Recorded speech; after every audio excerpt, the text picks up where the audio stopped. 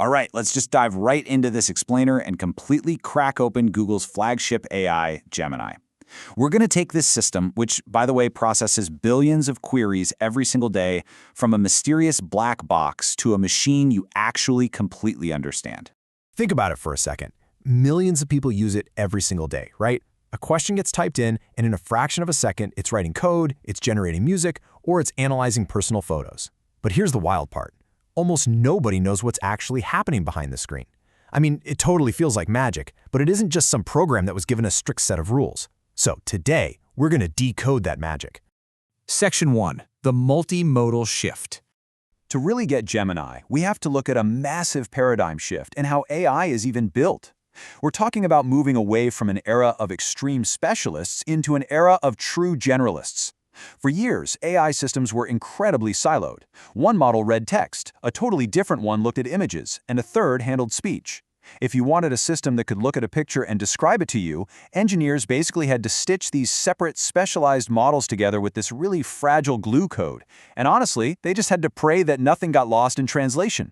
But Gemini, it was built differently. It's natively multimodal from day one. So what does natively multimodal actually mean? It means it was trained on text, images, audio, video, and computer code all at the exact same time inside one unified system. It doesn't look at a picture, translate that picture into words, and then think about the words. No, it understands the picture directly, literally in the exact same mental space where it understands language. And honestly, that single design choice is the whole reason everything else about Gemini works the way it does. Now, you might be wondering, how on earth is that even possible? How does a machine treat a photograph and a paragraph as the exact same kind of information? It's a great question. Section 2. Inside the Transformer Architecture. To answer that, let's peel back a layer. The core engine running most leading AI today works its magic by breaking all information down into tiny, manageable chunks called tokens.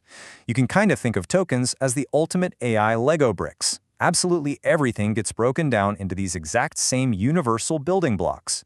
If you feed the AI a sentence, it gets split into tokens. Feed it an image. That image gets split into tokens too, specifically small patches of pixels that the model treats almost exactly like words in a sentence. Audio, video, code, it all just becomes tokens. Okay, so once everything is translated into this universal language of tokens, the model uses a brilliant mechanism called attention.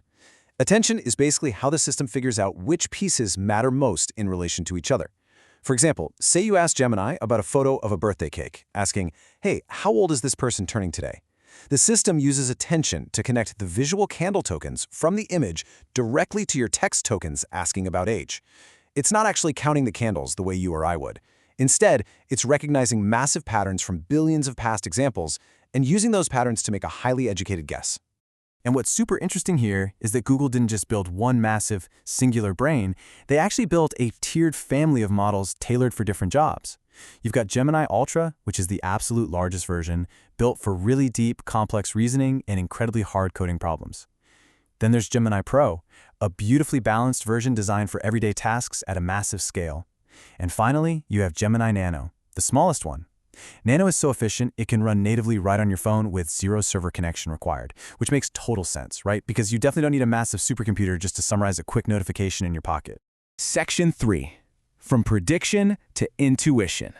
Let's move on to how this model actually learned its skills, which honestly might be the most surprising part of this entire explainer. See, Gemini didn't learn by memorizing facts like a student cramming for a history test. Not at all. Instead, it went like this. First, it ingested just massive amounts of text, images, audio, and video. Second, at every single step, it tried to predict what came next, the next word, the next patch of pixels, the next frame in a video. Third, it got corrected on its wrong guesses, which nudged billions of its internal parameters just slightly closer to being right. Multiply that rapid-fire process across trillions of examples, and you arrive at step 4. It develops something remarkably close to human intuition. Nobody ever explicitly programmed the rule, cats have 4 legs. The model just saw so many images and texts about cats that the pattern literally became baked into how it processes the world. Section 4. Reinforcement and human feedback. But, well, there's a catch. Raw prediction basically just gives you a chaotic, very sophisticated autocomplete, right? It's not necessarily helpful.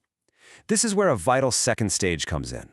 RLHF, or reinforcement learning from human feedback. After that base model is trained to predict things, actual human reviewers step in to rate its answers. They're asking, was this helpful? Was it accurate? Was it safe and appropriately careful if the topic was sensitive? Those human ratings reshape the model even further, basically reinforcing the responses we actually want and weeding out the ones we don't. This fine-tuning is exactly what turns a system that just spits out statistically likely words into one that behaves like a genuinely useful assistant. And because of this incredibly deep, natively multimodal training and fine-tuning, Gemini can do some absolutely wild things. Imagine handing it a video of someone assembling furniture, alongside a massive PDF of the instruction manual, and just asking, hey, did they skip a step? To answer that, Gemini has to watch the video, read the document, track the physical parts over time, and cross-reference the whole shebang simultaneously in one fluid dot process. It's wild. It can also solve complex math equations scribbled on a messy whiteboard photo, or literally turn a hand-drawn sketch of a website directly into working code. Plus, the advanced versions can hold an enormous amount of context all at once. We're talking hours of video, hundreds of pages of text, or entire code bases, all held in its memory in a single conversation. Section 5. Grounding the AI.